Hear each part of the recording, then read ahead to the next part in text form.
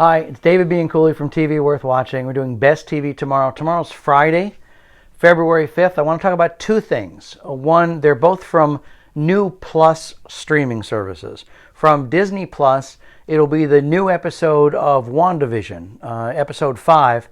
I saw episode 4, and it did what I predicted the series might do at some point, and went from a sitcom to a drama, but it did it like overnight. So now I haven't seen the episode for tomorrow night. I have no idea what it's going to do, but I expect it'll stay as a drama, or it might go back into the sitcom world and mix the two of them.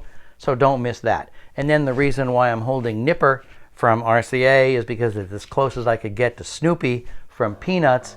And another Plus streaming service, Apple TV Plus, is starting a new series called The Snoopy Show.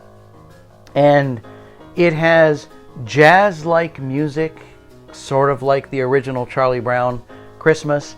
It has animation very much like it. It has a sentiment that's as close to it as you can get.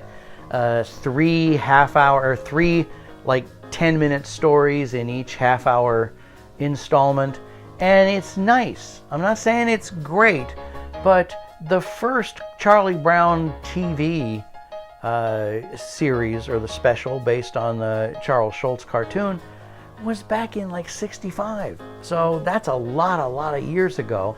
And the fact that a brand new streaming service is re-upping it now, redoing it now, and doing it pretty well, that's worth a look.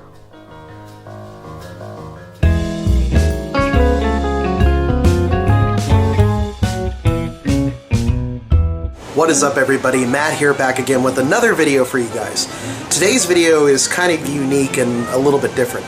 Odds are, if you do anything with collecting records or vinyl or audio or anything like that, you've probably seen this painting.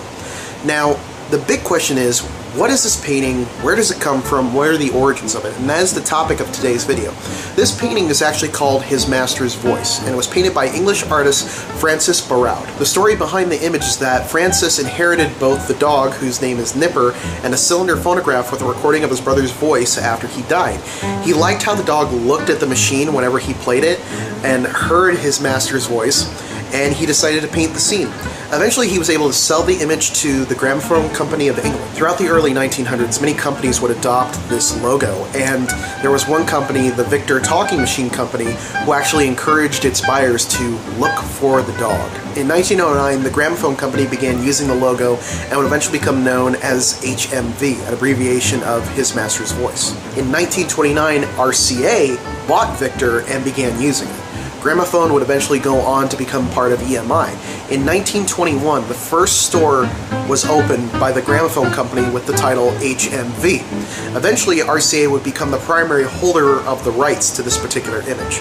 JVC, though, still uses the image, but only in their Japanese markets. EMI was also allowed to use the image in the UK until about 1988. In 1968, RCA limited the use of the logo to its Red Seal records, which is where most vinyl collectors are familiar with this image. Eventually, the image would become synonymous with RCA. I mean, even as a kid, I used to call it the RCA dog. The logo has been used in shops and ads and parodies all over the world. HMV is actually still open, and for a while, they actually replaced Nipper with Gromit from the Wallace and Gromit series for a short time to promote children's records.